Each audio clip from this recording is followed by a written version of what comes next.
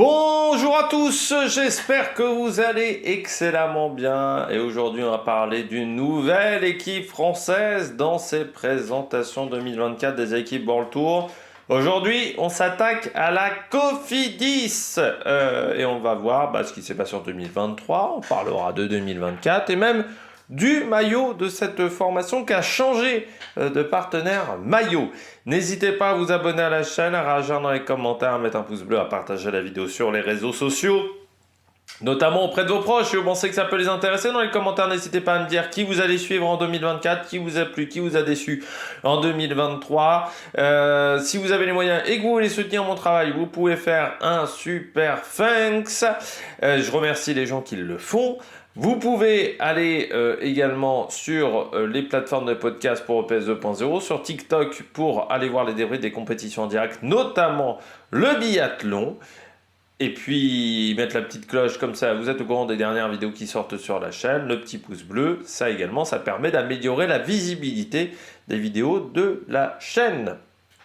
Eh bien on commence tout de suite avec Cofidis. Cofidis, c'est pas le plus gros budget du peloton du World Tour, c'est même l'un des plus petits, avec entre 15 et 20 millions d'euros selon Pro Cycling UK en 2024, ce qui en fait le 16e budget sur 18 en World Tour. Donc on est sur un budget qui doit même être assez proche du budget que peuvent avoir certaines grosses structures en Pro Series, notamment Israël l'Autodestiny.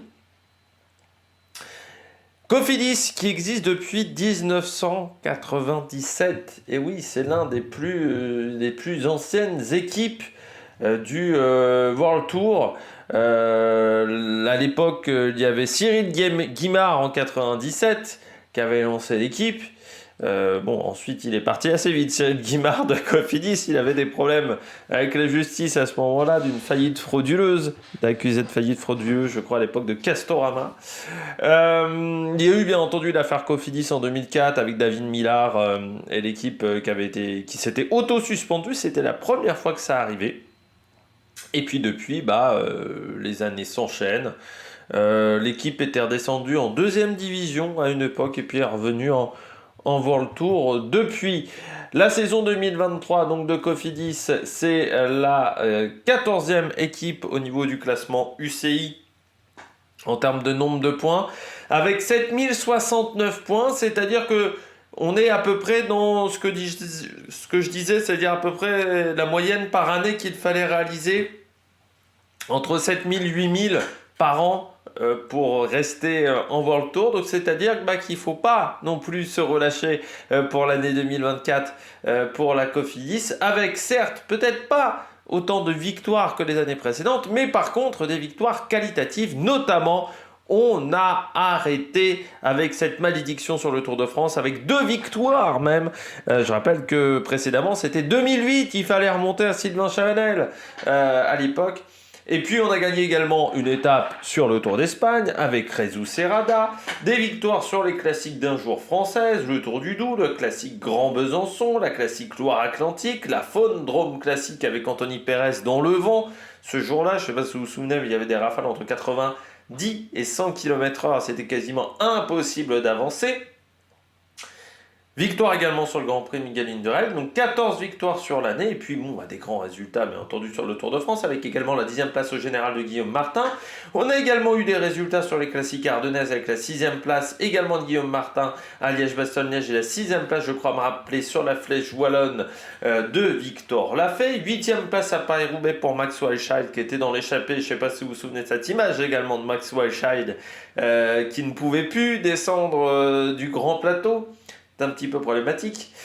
5e place également sur la Classica San-Sébastien pour Lyon Izaguirre. 8e place au classement général du René Vitour pour Axel Zingé, qui finit également 3e des boucles de la Mayenne. 6e du Critérium du Dauphiné pour Guillaume Martin.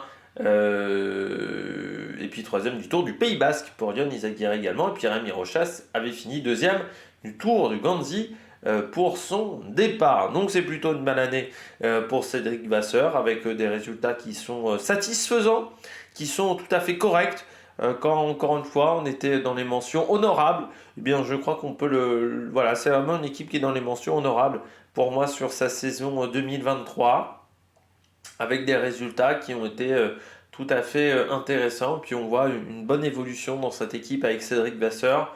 Maintenant, il a vraiment marqué son empreinte sur cette formation avec vraiment des coureurs qui font du très très bon travail, des belles découvertes aussi avec du Axel Zengler, du Victor Lafay. C'est des découvertes de Cédric Vasseur dans cette formation. Le beau travail également d'Alexis Renard autour de Brian Cocard.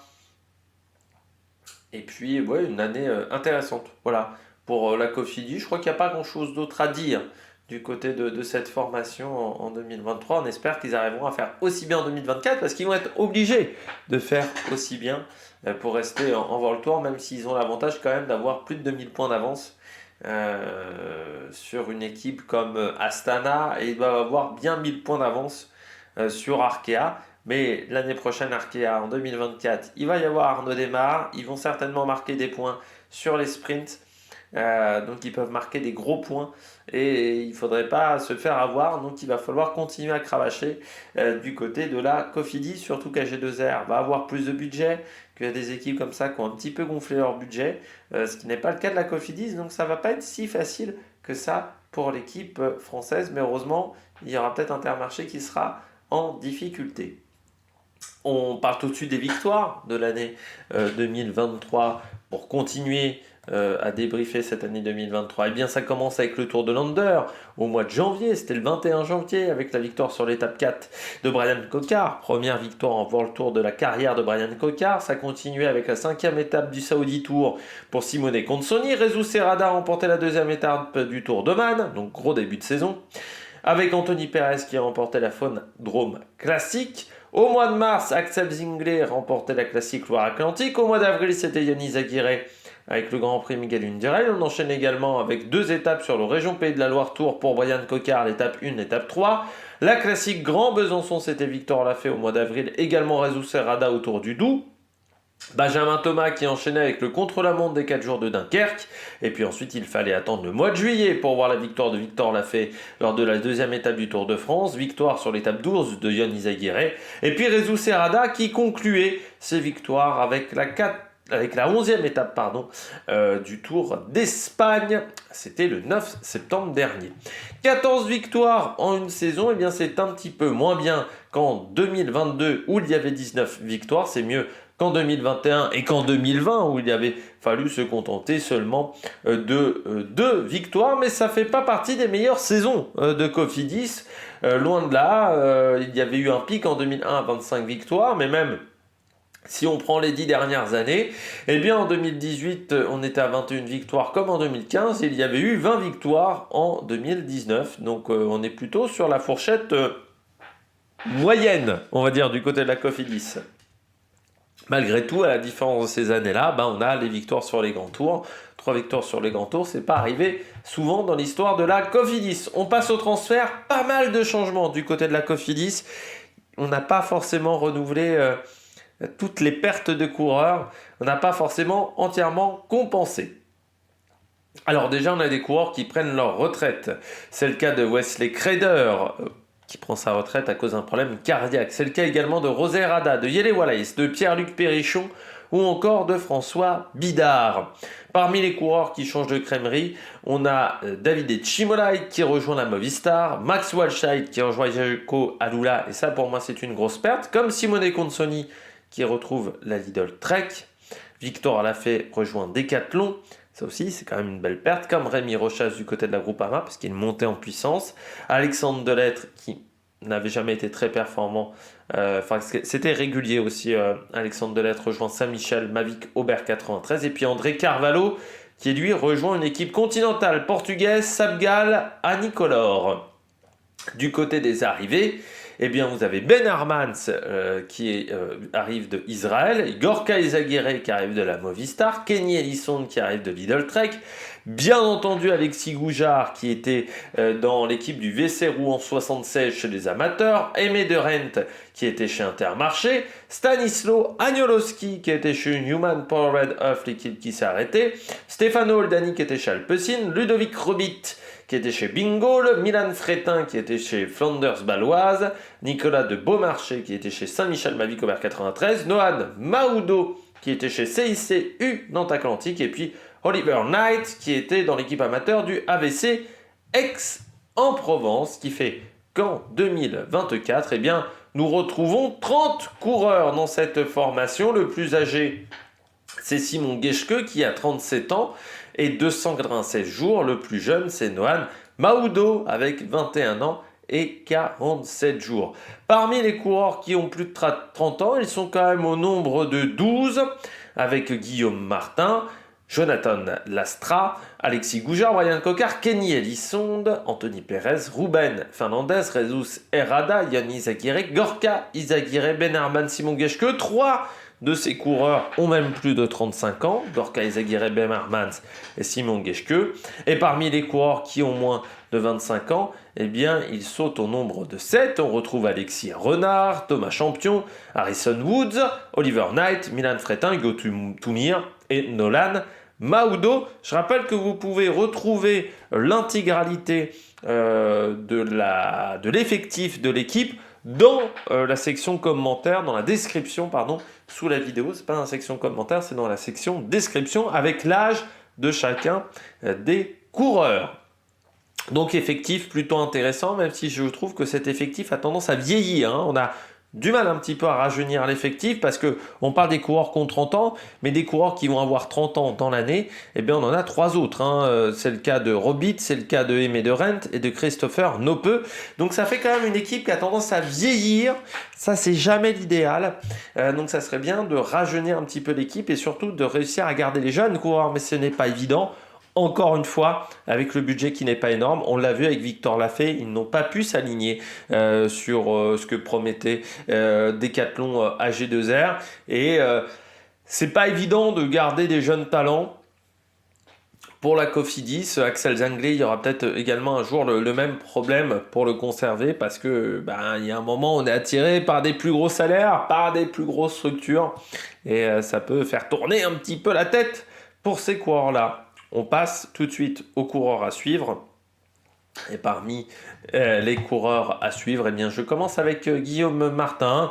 Guillaume Martin qui a fait une saison 2023 réussie pour le coureur français.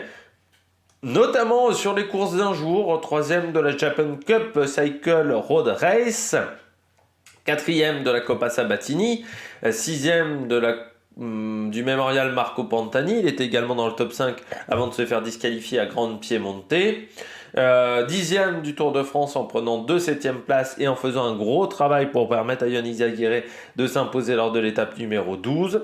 6e du Critérium du Dauphiné Libéré. Et puis 6e de Liège-Bastogne-Liège, ce qui était plutôt un très bon résultat pour lui. Donc une année intéressante avec 1672 points marqués au niveau du classement UCI, même s'il a eu 15 points de pénalité également, notamment dû à sa disqualification. L'année prochaine, pour Guillaume Martin, eh bien, il y aura comme objectif le Tour de France, mais également le Tour d'Espagne en fin de saison. Et sur le Tour d'Espagne, il y aura peut-être des opportunités pour Guillaume Martin, même s'il va y avoir du contre-la-montre, parce que on sera en fin de saison, il y aura eu les Jeux Olympiques. Donc il y aura peut-être une possibilité d'avoir des résultats parce qu'on sera à partir du 17 août. C'est un coureur qui a souvent tendance à très bien finir ses saisons. Le Tour de France sera également un gros objectif. Et puis les classiques, Liège-Bastogne-Liège, Flèche Wallonne, également avec le départ de Victor Lafay. Ça peut être intéressant pour ce coureur qui devrait reprendre du côté des Tours des Alpes-Maritimes et du Haut-Var. Je vais y arriver. Ça sera au mois de février. Coureur qui est dans sa dernière année de contrat, également Guillaume Martin. Et on sait que c'est un coureur qui va intéresser des équipes. On sait que Venti, à une époque, Intermarché Venti voulait le récupérer. Sauf qu'en ce moment, Intermarché-Monti, ça va pas très fort au niveau financier. Donc est-ce qu'ils auront les moyens? Mais je pense que d'autres équipes pourraient être intéressées par un Guillaume Martin, qui est un coureur qui certes n'est pas forcément le plus flamboyant, mais qui est un coureur qui est quand même très régulier dans ses résultats. C'est-à-dire qu'entre, je dirais, 7 et 15, tu sais que sur les grands tours, il va toujours se situer dans ces eaux-là. Ce qui veut dire que ça marque des points, ça, au niveau du classement UCI. Et il se rate assez peu quand même, Guillaume Martin. Alors certes, certains voudraient qu'il soit un peu plus haut en termes de résultats, mais moi je trouve qu'il se rate, enfin depuis qu'il est chez Cofidis, il se rate quand même assez peu. Quand on regarde ses 4 dernières saisons, 2020, donc très bonne saison, il est 6e au niveau du classement Pro Cycling Stats, 36e en 2021, 28e en 2022, 34e en 2023, et toujours avec un nombre de points assez similaire. Donc ça montre que c'est un coureur qui est plutôt intéressant, et encore une fois, qui marque des gros points à chaque fois. Donc tu sais qu'entre 8 et 15, c'est un coureur qui sera toujours dans ces eaux-là, au niveau des classements généraux, quitte à faire parfois mieux sur les courses d'une semaine, on l'a vu notamment sur le Dauphiné. Donc c'est un coureur qui est intéressant dans ce type de formation. On continue avec un autre coureur à suivre, c'est Benjamin Thomas. Pourquoi je mets Benjamin Thomas? Parce que l'année 2023, ça a été catastrophique pour Benjamin Thomas. À part le contre-la-montre par équipe mixte sur les championnats d'Europe, sinon ça a quand même été un gros échec. Énormément d'abandons pendant l'été, notamment sur la Classica San-Sébastien, mais sur le mémorial Marco Pantani. Un Dauphiné qui n'a pas été concluant, une non-participation au Tour de France, qui fait qu'il n'a fait aucun des 3 grands tours, 50 jours de course seulement. Ouais, une année difficile pour Benjamin. Ça a commencé quasiment dès l'étoile de Bessèges, hein, où il a été en difficulté, et puis après ça ne s'est pas arrangé sur le reste de sa saison. Seulement 106 points marqués au niveau du classement UCI, c'est bien trop faible pour lui, qui donc repartira sur un gros début de saison, notamment avec le trophée Palma de Majorque, l'UAE Tour, le Tour d'Italie également pour le coureur français, et puis ensuite il coupera après le Tour d'Italie pour aller sur la piste, parce qu'il a également des gros objectifs lors des Jeux Olympiques. Mais on espère qu'il va relever la tête en 2024, Benjamin Thomas, pardon, parce que l'année 2023 a vraiment pas été bonne, alors que son année 2022 avait été vraiment excellente. Donc là, c'est vrai que ça a été très compliqué pour lui. Il a dit qu'il a changé pas mal de choses dans son entraînement.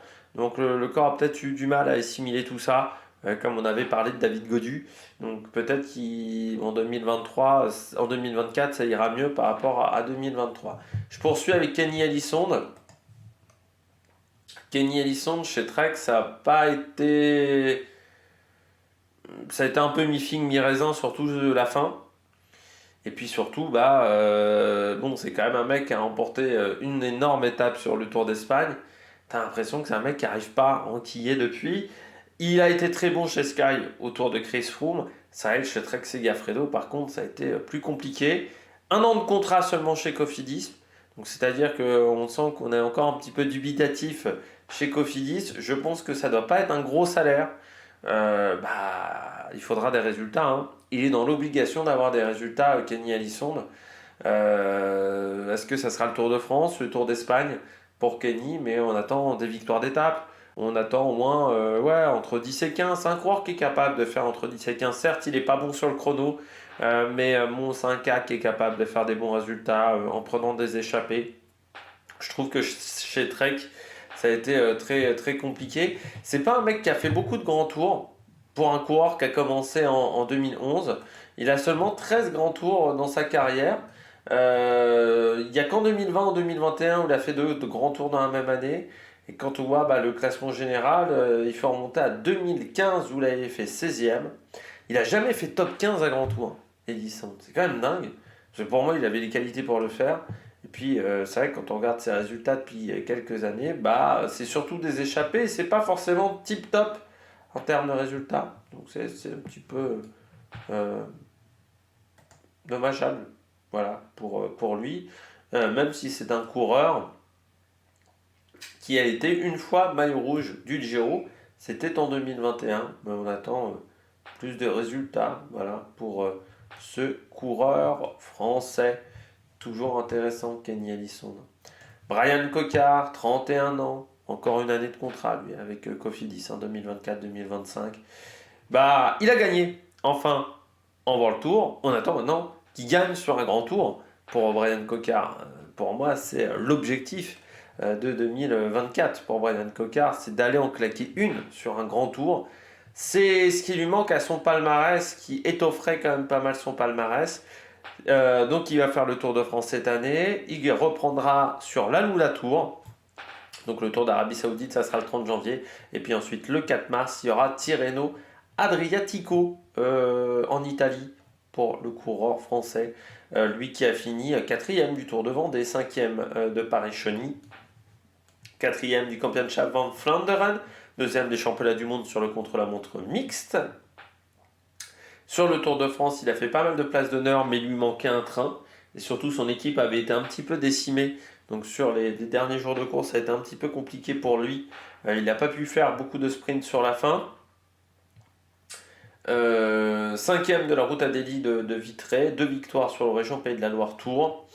Et puis 7 victoires donc, sur le Tour au Down Under. C'était en tout début de saison, donc il va commencer un petit peu plus tard. Peut-être qu'il a senti qu'aller sur le Down Under, c'était peut-être un petit peu tôt. Quand l'objectif c'est le Tour de France, et peut-être qu'il manquait un petit peu de fraîcheur pendant l'été, donc il ajuste son programme pour un coureur français qui est dans le World Tour depuis, enfin qui est dans le World Tour, qui est chez les pros depuis plus de 10 ans. Hein. Il a commencé en 2013 à l'époque chez Europcar. En 2013 chez Europcar, il y avait encore bien entendu Thomas Voeckler, il y avait Cyril Gauthier dans cette équipe, il y avait Damien Godin également, Sébastien Turgot était encore là. C'était une équipe qui était assez jeune, il y avait Pierrot Roland, il y avait Pierre-Henri Le Cuisinier, qui on ne peut pas dire nous est marqué par son talent chez les professionnels, lui qui avait été vice-champion du monde, espoir je crois, Pierre-Henri Le Cuisinier. Il avait remporté la ronde de l'Isère, mais je ne sais pas s'il n'avait pas été performant au championnat du monde. Non, je ne sais plus. Mais c'est un coureur qui a été très décevant à la FDJ, où il a fait que 3 ans. Et puis bon, on ne peut pas dire que les résultats étaient excellents à la FDJ. Ça a été très compliqué pour lui avec des saisons où à chaque fois il courait très peu. Il y avait énormément de pépins physiques. Quand je regarde, 40 jours, 38 jours de course pour ces 2 dernières saisons. Et puis en 2021, il a fait Paris 3, voilà, mais chez les amateurs. De toute façon, il avait abandonné. Et dans ce team Europcar, il y avait également Tony Hurel. C'était une équipe assez jeune. Hein. Le plus vieux coureur, c'était. Bon, il y avait Franck Bouillet qui avait 39 ans. Mais il y avait quand même pas mal de coureurs qui avaient moins de 30 ans. Et notamment Björn Turo aussi. Un coureur qui était prometteur. Mais bon, qui n'a pas réussi à faire grand chose. Il était prometteur, Björn Turo, quand il était chez Europcar. Le fils de Dietrich Turo. Mais bon, derrière, ça n'a pas été très intéressant sur la suite de sa carrière. On poursuit avec Alexis Goujard, coureur qui a envie de repartir de l'avant après la période BNB Hotel. On va pas se mentir, il a fait qu'une saison chez BNB Hotel. Il voulait se relancer après AG2R, où AG2R ça avait été compliqué. Chez BNB, il a pris pas mal d'échappées, même si ça n'a pas été concluant. Et en 2024, il est revanchard. Il est revanchard parce qu'il n'aurait jamais dû être chez les amateurs. Pour moi, Alexis Goujard, c'est un coureur qui aurait dû être repêché dans des courses, dans des équipes au moins de continentales. Sauf que en décembre, les budgets étaient bouclés. Coureur qui a été au championnat de France, notamment, qu'on a vu au championnat de France avec cette énorme échappée où il était parti quasiment dès le kilomètre 0. Bon, il a eu du mal à finir, mais on sait que c'est un coureur qui est talentueux. Baroudeur émérite. Alors oui, ça te fait peut-être pas marquer beaucoup de points au niveau UCI, mais c'est un coureur qui peut être intéressant également en tant qu'équipier. Et puis peut-être qu'il aura des envies différentes pour Goujard. Et puis je pense qu'il a l'agnac. Il a l'agnac. En plus, il a qu'une année de contrat, donc il sait qu'il doit se montrer cette année Alexis Goujard. Donc, je pense qu'il aura beaucoup d'envie, Alexis. Il a que 30 ans. Il aura 31 en cours d'année. Donc, c'est un mec qui peut encore faire de très très belles choses. Et je pense qu'il a énormément d'envie de se relancer, de montrer que c'était une erreur de le mettre chez les amateurs. Et je pense qu'il va tout faire pour obtenir des résultats. Je pense que ça sera vraiment un coureur qui va falloir suivre parce qu'il va avoir vraiment l'envie. Puis je termine avec Oldani. Eh bien, la relance pour lui, Oldani. Après une saison 2023 pas excellente chez Alpecin de Koninck, coureur qui est passé chez Cometa, dans l'équipe de développement, chez Lotto Soudal également, et puis chez Alpecin. Coureur qui est intéressant parce qu'il y a un petit pas mauvais puncher. Cette année, il a fait quand même sur le Tour d'Italie 1, 2, 3, 4, 5 top 10. Eh oui, ils sont pas nombreux à avoir fait ça. Donc c'est un mec qui peut te marquer des points UCI, Stefano Oldani. Donc pour moi, c'est un bon choix de la part de la Cofidis. En plus, ça ne doit pas être un coureur qui coûte trop cher, Oldani. Parce que il doit être moins réputé qu'un Albanese, par exemple. Et c'est un peu le même profil que Albanese, pour moi. Un peu moins beau au sprint que Albanese. Mais pour moi, il y a un profil de bon petit puncher italien. Et ça peut te faire marquer des points au niveau UCI, notamment sur les manches de Coupe de France. Ça pourrait être un coureur très intéressant sur certaines manches de Coupe de France, un peu comme un Julien Simon à l'époque. Donc c'est un coureur qui peut être très intéressant, Stefano Oldani. Donc c'est pour ça que je vais le suivre. Le maillot 2024, pas de grands changements dans ce maillot, donc toujours les deux bandes blanches avec la couleur rouge. Donc c'est un maillot qui va être assez visible, je pense, dans le peloton, surtout qu'on perd pas mal d'équipes qui portaient du rouge. Donc ça va être intéressant pour ce maillot. Donc un maillot qui va être reconnaissable, je pense, l'année prochaine. Et puis ça permet de garder une identité assez forte dans ce maillot de la Cofidis. Eh bien, j'espère que vous avez aimé cette vidéo. Si vous avez aimé cette vidéo, n'hésitez pas à vous abonner à la chaîne, à réagir dans les commentaires, à mettre un pouce bleu. Et puis nous, on se retrouve pour de nouvelles aventures sur l'Amérique Production. Ciao, ciao!